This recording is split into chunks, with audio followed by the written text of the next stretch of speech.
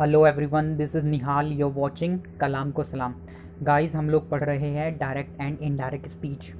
आज थोड़ा टाइम कम है, इसलिए मैं आपको इस तरह वीडियो प्रोवाइड कर रहा हूँ। चलिए, मैं कोशिश करूँगा जो आज मैं तरीका अपना रहा हूँ उसमें भी आपको अच्छे से समझा सकूँ। चलिए शुरू करते हैं।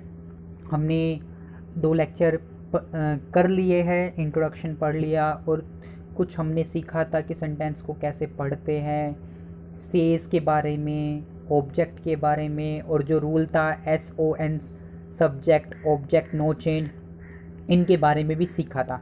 चलिए आगे बढ़ते हैं। देखिए, आगे हम रूल पर आ जाते हैं। ये सब कुछ आपको न्यू स्टाइल की बुक में दिखाई दे जाएगा, तो अगर आप अपनी बुक को भी सामने रखें तो बहुत ही अच्छा होगा। आपको डबल मेहनत नहीं करनी पड़ेगी कि आप पहले वीडियो देखें फिर जाके बुक देखो। तो अगर बुक को भी सामने रखो तो आपको और अच्छे से समझ में आ जाएगा। जो जिस काम में आपको डबल समय लगेगा वही आपका सिंगल टाइम में हो जाएगा। चलिए, रूल नंबर 1 है आपका। आज हम एक ही रूल पर बात करेंगे।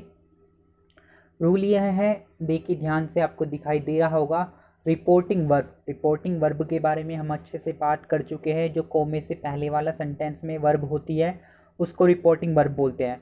तो यहाँ पर शॉर्ट में मैंने लिखा है रिपोर्टिंग वर्ब प्रेजेंट या फ्यूचर टेंस, यानी कि कहा यह जा रहा है कि जो रिपोर्टिंग वर्ब होगी वो प्रेजेंट हो या फ्यूचर हो। प्रेजेंट फ्यूचर का मतलब आपको प्रेजेंट के बारे में तो आपको दिखाई दे रहा था जब मैंने आपको बताया था कि से लिखा होता है, सेज लिखा होता है। ये आपके प्रेजेंट में आते हैं। कहाँ आते हैं? प्रेजेंट में। मैं आपको पहले बता देता हूँ कि से आपको दिखाई देगा, सेज आपको दिखाई देगा। ये तो प्रेजेंट की बात हो गई। और अगर हम फ्यूचर की बात करते हैं तो अधिकतर आपको विल से दिखाई देगा या विल टेल दिखाई देगा। ये सेंटेंस आपको दिखाई देंगे। तो आगे लिखा है कि रिपोर्टिंग वर्ब प्रेजेंट या फ्यूचर टेंस में होगा। तो आगे लिखा है इन्वर्टेड कॉमास। जो होता इन्वर्टेड कॉमास वाला सेंटेंस कौन सा होता है? रिपोर्टेड स्पीच के सेंटेंस में कोई बदलाव नहीं करते। एक बार फिर से पढ़ लीजिए, लिखा है रिपोर्टिंग वर्ब प्रेजेंट या फ्यूचर टेंस में हो तो इन्वर्टेड कॉमास यानी कि रिपोर्टेड स्पीच के टेंस में कोई बदलाव नहीं करते हैं। चलिए एग्जाम्पल से समझाने की कोशिश करता हूँ, आपको और अच्छे से समझ में आएगा। देखिए, पहला सेंटेंस लिखा है Sita says comma inverted comma start Meera is ill. Sita कहती है मीरा बीमार है। अब देखिए, सीता एज इट इज़ लिखा हमने। सेज के बाद कोई ऑब्जेक्ट नहीं है। हमने आपको बताया था कि अगर आपके वर्ब के बाद कोई ऑब्जेक्ट नहीं होगा तो आप उसको एज इट इज़ लिख दोगे। तो सेज का सेज ही रहने दिया हमने, सेज का सेज ही आ गया। इन्वर्टेड कोमा की जगह हमने दैट लगा दिया। दैट क्यों लगाया? क्योंकि जो कोमे के अंदर वाला वाक्य है वो असर्टिव है, यानी कि पॉजिटिव है या फिर निगेटिव है। यहाँ पर पॉजिटिव दिया हुआ है, राइट। तो देखिए, Sita as it is says लिखा, इन्वर्टेड कोमा की जगह दैट लगाया। मीरा क्या है आपका? मीरा देखो किसी का नाम है, किसी का नाम यानी कि थर्ड पर्सन। किसी का नाम क्या है आपका? Third person. ध्यान से, थर्ड नाम हो गया ना, तो नाम थर्ड पर्सन और थर्ड पर्सन में नो चेंज। आप ध्यान कीजिए उस रूल को। SON, एन के ऊपर 3 लिखा है, 3 का मतलब थर्ड पर्सन और एन का मतलब नो चेंज। यानी कि अगर आपका थर्ड पर्सन लिखा हो तो कोई चेंज नहीं होगा, इसलिए नाम जो होगा वही रहेगा। तो नेम का नेम ही लिख दिया, मीरा का मीरा ही लिख दिया। Meera is ill. अब ध्यान से समझिए, आप ऐसे समझ लीजिए कि इन्वर्टेड कोमा के अंदर वाला सेंटेंस अगर प्रेजेंट इंडेफिनिट है तो प्रेजेंट इंडेफिनिट रहेगा, प्रेजेंट कॉन्टिन्यूस है तो कॉन्टिन्यूस रहेगा, प्रेजेंट परफेक्ट है तो प्रेजेंट परफेक्ट ही रहेगा। तो कहने का मतलब ये है कि जो जैसा टेंस है ऐसा ही रहेगा यदि आपका रिपोर्टिंग वर्ब में प्रेजेंट या फ्यूचर वाली वर्ब लिखी हो। चलिए आगे वाले सेंटेंस से और समझने की कोशिश करते हैं। देखो, आगे वाला सेंटेंस आपको दिखाई दे रहा होगा। देखिए, आगे का सेंटेंस लिखा है महेश विल से। अब देखो, विल आ गया। विल आपका फ्यूचर है। विल आपका क्या है? फ्यूचर। जिनको नहीं पता मैं बता देता हूँ, फ्यूचर टेंस में आपको विल शैल ज़रूर दिखाई देगा। फ्यूचर टेंस में आपको विल और शैल ज़रूर दिखाई देगा। तो यहाँ पर ये जो विल है, विल आपको बताया है कि भैया मैं फ्यूचर में हूँ, मैं काहे में हूँ, मैं फ्यूचर में हूँ। तो इसलिए ये वाली जो रिपोर्टिंग वर्ब हो गई ये फ्यूचर में हो गई। तो रूल के अनुसार यदि रिपोर्टिंग वर्ब प्रेजेंट या फ्यूचर में हो तो इन्वर्टेड कॉमास यानी कि रिपोर्टेड स्पीच के टेंस में कोई बदलाव नहीं होगा। यानी कि अब जैसा सेंटेंस है बस वैसा का वैसा ही रहेगा। इज आर एम दिया तो इज आर एम ही रहेगा, वर्ब की फर्स्ट फॉर्म दी हो तो वर्ब की फर्स्ट फॉर्म ही रहेगी, वॉज वर दिया तो वॉज वर ही रहेगा, हैज़ हैव दिया तो वही रहेगा, अब सेकंड फॉर्म दी हो तो सेकंड फॉर्म ही रहेगी। चलिए इसको देख लीजिए। तो महेश एज इट इज़ लिखा हमने, will say as it is लिखा।